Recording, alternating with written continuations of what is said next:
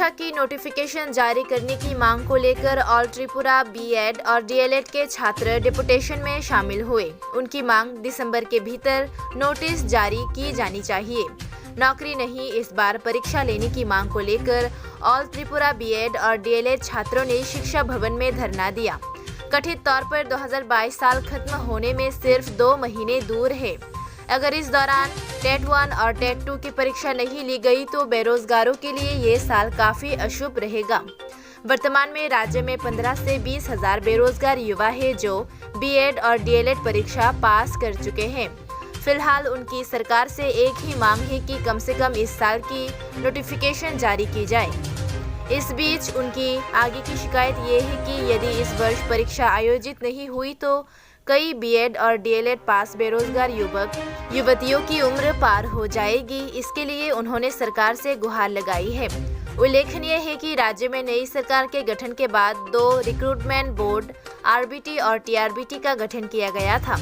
बेरोजगार युवा ये नहीं समझ पा रहे हैं कि उनका काम असल में क्या है। बेरोजगार बार बार बोर्ड के अधिकारियों से मिलने आए लेकिन उनसे बात नहीं हो पा रही है। যারা নাকি ডিসেম্বর মাস পর্যন্ত যদি নোটিফিকেশন বের না করা হয় তারপরে তার বয়সোত্তীর্ণ হয়ে যাবে, পরবর্তীকালে তারা কিন্তু পরীক্ষা বসতে পারবে না। তারা কিন্তু বিএড করেছে, অনেক কষ্ট করে বিএড করেছে চাকরি পাওয়ার জন্য, অথচ তারা যদি ডিসেম্বর মাসের আগে নোটিফিকেশন বের না করা হয় তাহলে তারা বয়সোত্তীর্ণ হয়ে যাবে। পুরো বিএড এবং ডিএলএড উত্তীর্ণ ছাত্রছাত্রী এসেছি টিআরবিটি অফিসে 2022 সালে টেট পরীক্ষার জন্য।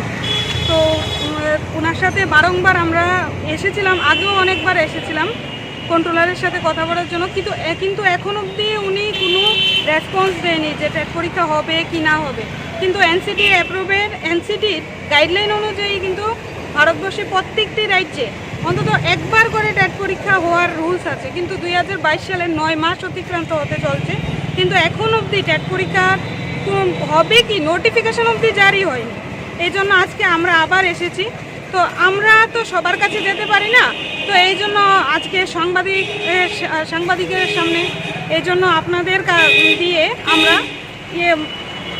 জনসাধারণের কাছে এবং জনদরদি সরকারের কাছে, প্রশান্ত মহাসাগরের মতন বিশাল হৃদয় রাখাওলা সরকারের কাছে আমরা আবেদন করছি যে ওরা যেমন আমাদের তাড়াতাড়ি 2022 সালে টেট পরীক্ষা নোটিফিকেশনটা জারি করে, ওদের মাধ্যমে টিআরবিটির মাধ্যমে নোটিফিকেশনটা জারি করে তাড়াতাড়ি।